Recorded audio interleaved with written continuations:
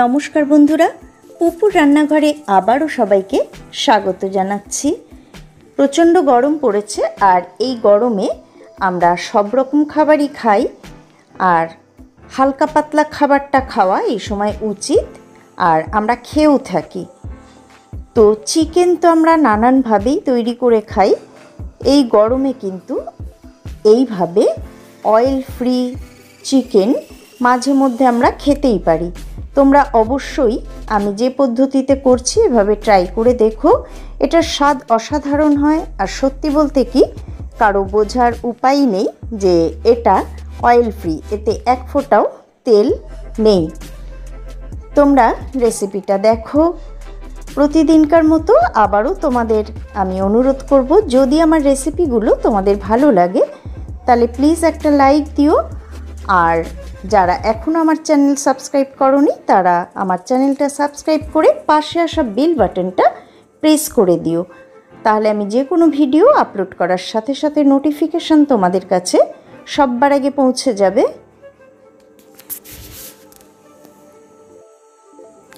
শুরু করছি আমার আজকের রেসিপি, অয়েল ফ্রি চিকেন। আমি এখানে 1 কেজি 100 গ্রাম চিকেন নিয়েছি, আর এটাকে পরিষ্কার করে ধুয়ে নিয়েছি। এখন আমি এতে আমার মাপ মতো নুন দিয়ে দেব। নুন আমি বেশি দেব না, যদি লাগে তাহলে পরে আবার অ্যাড করব। এখন আমি অল্প নুন দিয়ে দিলাম। এবার এতে আমি দেব হাফ চা চামচ হলুদ গুঁড়ো,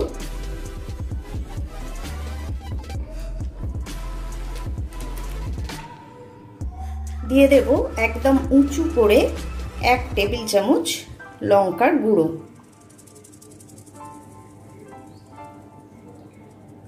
এবার আমি এর মধ্যে দিয়ে দেব আদা রসুনের পেস্ট। এখানে প্রায় 1.5 টেবিল চামচ মতো আদা রসুনের পেস্ট আছে। খুব মিহি করে আমি পেস্ট করিনি, তোমরা মিহি করে পেস্ট করলেও কোনো অসুবিধা নেই, আবার এরকম আধ ভাঙা করে করলেও কোনো অসুবিধা নেই। এখানে 8 কোয়া রসুন আর 1.5 ইঞ্চি আদা আছে, তো এটা আমি দিয়ে দিলাম। এবার আমি এতে দিয়ে দেব 100 গ্রাম মিষ্টি দই,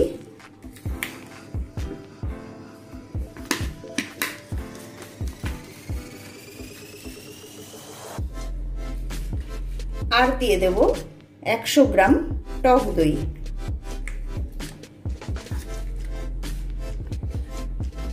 এবার এটাকে আমি ভালো করে মিশিয়ে নেব। তো আমি চামচটা রেখে দিচ্ছি।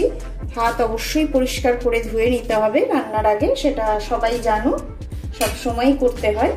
তো এটাকে এখন আমি ভালো করে মেখে নেব, আর ভালো করে মেখে নিয়ে এটাকে আমি আধা ঘন্টার জন্য ঢাকা দিয়ে রেখে দেব। আমি কড়াইটা বসিয়ে দিয়েছি আর গ্যাসটা অন করে দিয়েছি। এখন আমি এর মধ্যে দিয়ে দিলাম 2 গোটা শুকনো লঙ্কা, আর দিয়ে দিলাম 1 চা চামচ গোটা জিরে। এটাকে সামান্য একটু রোস্ট করে নেব।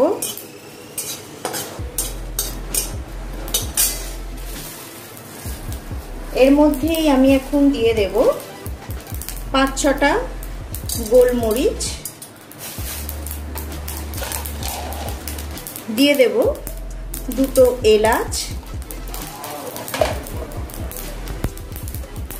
দিয়ে দেব 1 ইঞ্চি দারচিনি,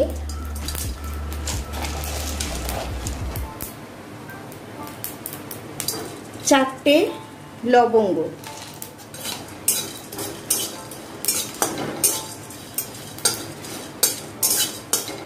সামান্য একটু ভাজা ভাজা করে নেব। এগুলো ভাজা ভাজা হয়ে গেছে। এখন আমি এর মধ্যে দিয়ে দেব ধুয়ে কেটে রাখা একটা মাঝারি মাপের ক্যাপসিকাম, আমি কিউব করে কেটে নিয়েছি। দিয়ে দেব 2 বড় সাইজের পেঁয়াজ, আমি ধুয়ে একটু ছোট করে কিউব করে নিয়েছি। আর একটা বড় সাইজের টমেটো, সেটাও আমি ধুয়ে কিউব করে কেটে নিয়েছি।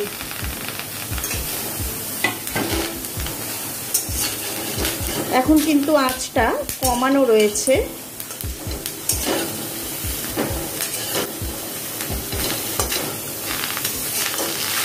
এটাকে একটুখানি নাড়াচাড়া করে নেব। আর এর মধ্যে এখন আমি সামান্য একটু নুন অ্যাড করব, যাতে এগুলো মজে যায়। একদমই অল্প 1/4 টিস্পুন মতো নুন আমি অ্যাড করে দিলাম।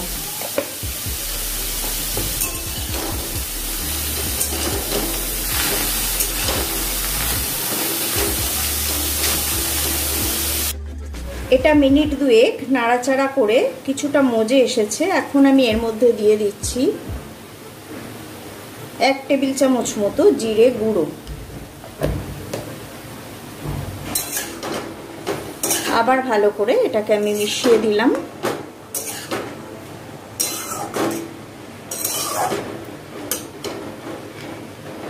এখন আমি এটাকে ঢাকা দিয়ে দেব। আরও 2 মিনিট এটাকে ঠিক এইভাবেই মজতে দেব, মানে এটা একটু সফট হওয়া পর্যন্ত আমি এটাকে রান্না করব। দেখতে পাচ্ছ এটা কেমন মজে গেছে, একদম নরম হয়ে গেছে। এখন আমি এর মধ্যে ম্যারিনেট করে রাখা চিকেনটা দিয়ে দেব।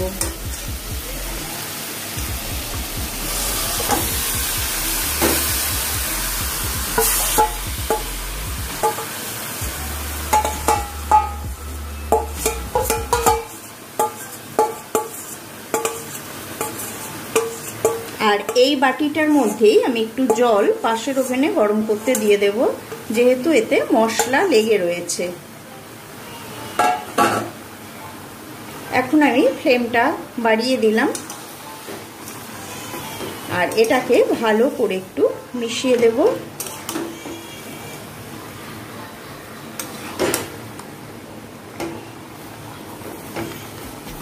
এবার এটাকে আমি ঢাকা দিয়ে দেব আর মিডিয়াম ফ্লেমে এটাকে আমি মিনিট 10 কষাবো। এটা 10 মিনিট মতো হয়ে গেছে। আমি ঢাকা দিয়ে কষিয়ে নিয়েছি, আমি ঢাকাটা সরিয়ে নিয়েছি। এবার আমি ওই বাটিতে জল গরম করে রেখেছি, তার থেকে জল এতে দেব মাংসটা ভালোভাবে সেদ্ধ হওয়ার জন্য আর ঝোল যাতে থাকে।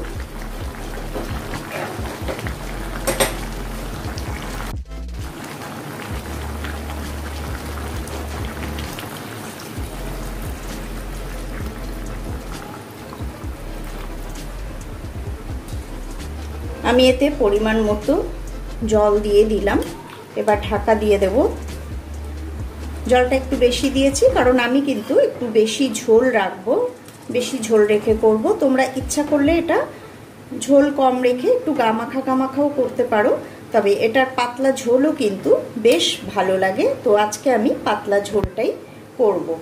এখন আমি এটাকে ঢাকা দিয়ে দেব।